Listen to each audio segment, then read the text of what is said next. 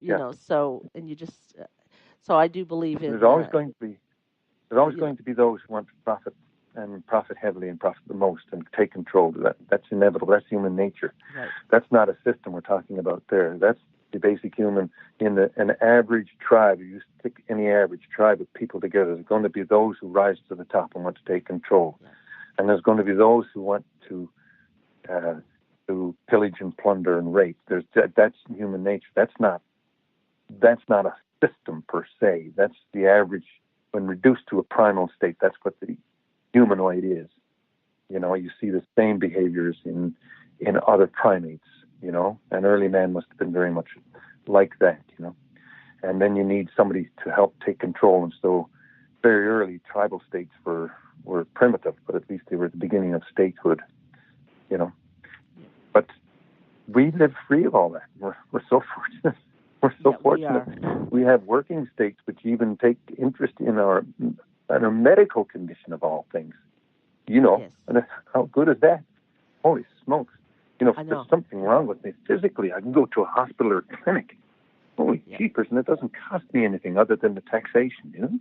It's That truly is exactly, and that actually is probably one of our, I think, our greatest to I would provide. I would agree. I think along with armed forces and control of protection, that Medicare has to be perhaps the most advanced and far-thinking thing that has ever happened in this place called North America.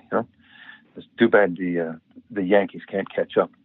Yeah, it is unfortunate because I have friends who struggle with things that, um, you know, a friend with kids who had to wait a month to take her child to because they had moved a new doctor and the insurance hadn't kicked in and this whole and I moved here from Ontario when I moved back and the kids were little and I basically went to Gander and ordered my MCP card, but meanwhile they were covered under the OHIP plan in Ontario, and Right. so it was never an issue.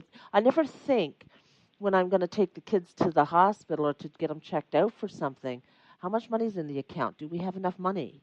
Do we have enough money for Right. this doctor appointment? It's just not even um, part of the thought process. And I remember in Ontario taking a kid to a clinic and leaving my health card behind and there was a $29 charge. And of course, I'd left everything behind. I left my wallet and or took the wrong bag or something. And so I didn't even have that. I mean, not that I didn't have it, but I didn't have access to the $28 or whatever I needed to pay for not having a health card. And they were like, "Well, that's okay."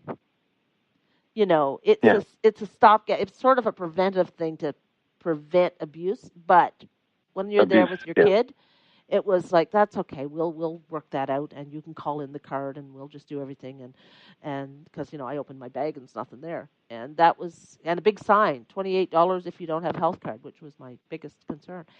And they're like, oh, that's okay. We're going to see the kid. We don't have those worries about copays, and you have to have $50 to go to the doctor, and we just don't have it. Right. And when you have close connections, I have a lot of close American friends who are really, highly educated people, employed people, so they should have health insurance. They still have the same issues because there's de- deductibles every year.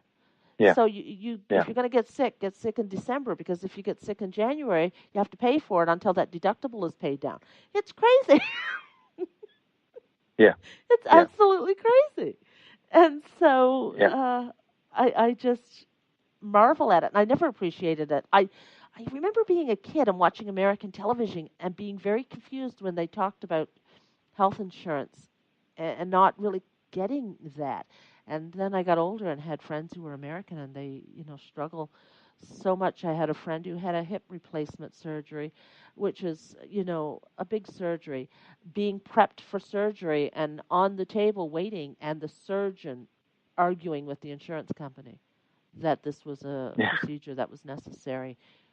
You know, she's telling the story saying, I don't know if I'm going to have to, get up and leave. Like, not have the surgery. Yeah. It's absolutely beyond the. So we have all of that. So we have uh, no excuses not to do our best, and a healthy workforce, right, is really good for the economy.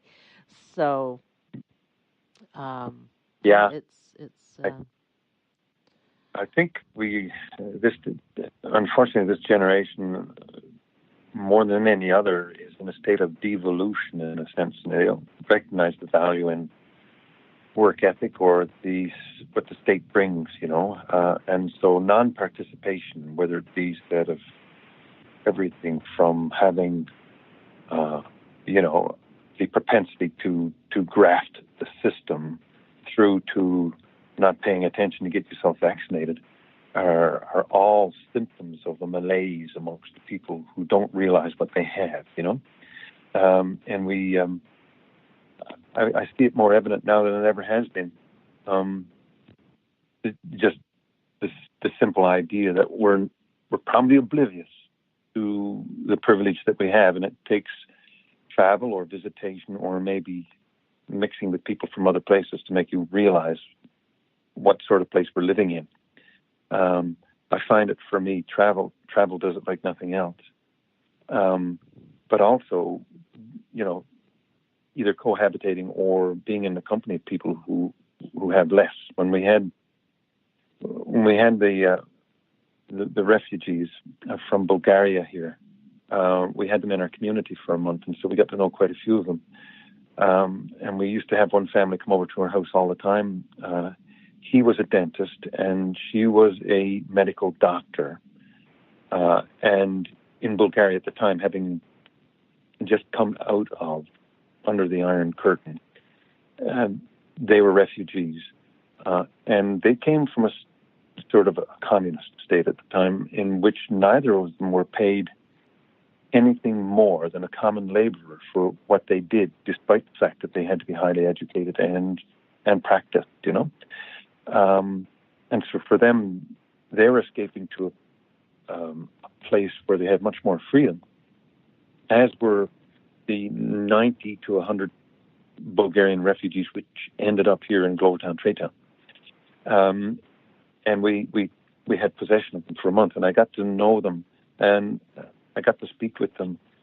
For what they were doing, they were escaping from a country which regarded their act of desertion as something which would be penalized with imprisonment, torture, and perhaps death. And we just, you don't have any realization. And these people look and sound like us. That's the other thing. They speak a different language, but for all intent and purposes, they were people who looked and felt like us. They were, they didn't even have the distinction of a different skin color. They looked like us. So you don't see those differences until you start unraveling who they were, what they came from. Played with a violinist who was Hungarian, and this was in the 1989. We played at Festival by the Sea. Lachi was his name, and he had deserted to BC. He had gotten out, but he was in the Hungarian State Orchestra as first violinist. But he used to play an awful lot of the Roma music, the gypsy music, and found himself in a band out of BC, which was involved with this Festival by the Sea in St. John, New Brunswick. And as it turned out, Bonny Wassisname and the other fellows were 3. They were a group of 7 entirely. And we all wound up sort of warded in a converted classroom in a school for the festival, because there was a lot of people involved in the festival, and that's how they accommodated us. So we each had cots, and we were sort of rooming together. See, like the best way to say it. Right. And Lockie was waking up at nights, all nights, with these horrid dreams. When we came to talk to him and his buddies about what he had gone through, he had to sacrifice everything, including security of his parents, his wife, and children, in order to escape from that country. Right. That was 1989. That's not that far back. Most of us can think about what that means. He was having nightmares every night waking up with these sorts of dreams which were disturbing his rest, But what he had done was he had committed desertion, a penalty for which he could be put to death and his family could be tortured.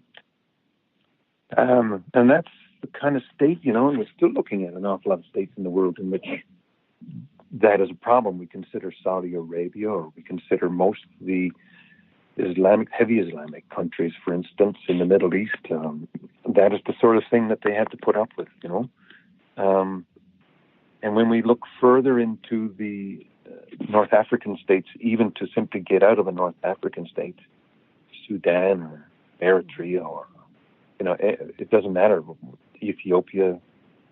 Those are places in which you can't imagine the deplorable state standard of living. Yet to try and get out is a simple matter of, that's an imprisonable offense. It's Here we are in have. Canada, full of freedom. We can go anywhere. We have freedom of movement within this huge country. First of all, I mean, the country itself is massive, and then we can. Our government really doesn't care where we go. It's No. You can go wherever you want. If you want to go to England, or if you want to go to Africa or Indonesia or down in South America, you may go. And this idea that to keep people in the place, to me, that is the biggest indication that there's a problem, because people don't want to leave good places.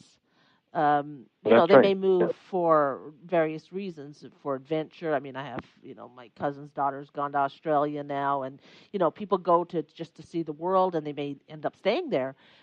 But people don't, mass groups of people don't leave Canada, and they don't really leave the U.S. either.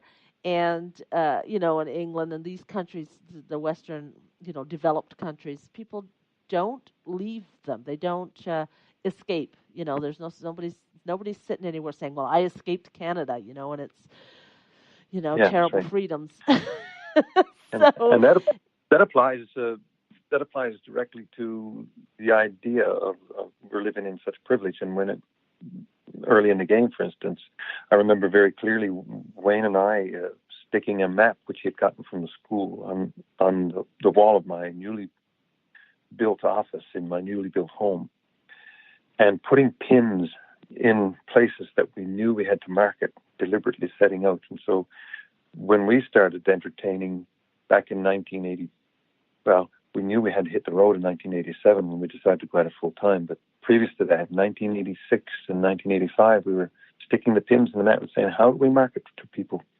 And how are we going to get into Nova Scotia? But we could, just for the want of effort, Yeah. There was nothing preventing us. No. When the first trips were done, we crossed on the ferry in Ray's pickup truck with a cap on it, with their equipment and luggage in the back, and three of us in the cab. But we drove. But the opportunity is there, and for anybody who doesn't take the advantage of this opportunity, they're not in full awareness of the privilege which we have. Just my point. Yeah. Don't tell me that you can't make a livelihood out of this. I'm a person who's made almost 40 years livelihood out of this now. Yes. In excess, I guess, of 40 years when I go back to the age of 18. But there it is, Yeah. And that's another thing. It's not going to happen instantly. You're going to build a career. You start out, like you said, you were very deliberate where we have to go now. This would be, valuable for us to go here. So now we got to figure out how to get there. But you didn't start off on a national tour. No. So let's just plan a national tour and just go. You built up, and then eventually you went full time and over time. Yeah. You reach into market. You build them. You build audiences one member at a time. And you also, and I think that there's an advantage that some new people have now and I'm sure maybe it was at your time too. You can reach back. You can reach to the people that have gone before you as well. I know that I've talked to the fortunate ones, and they very much,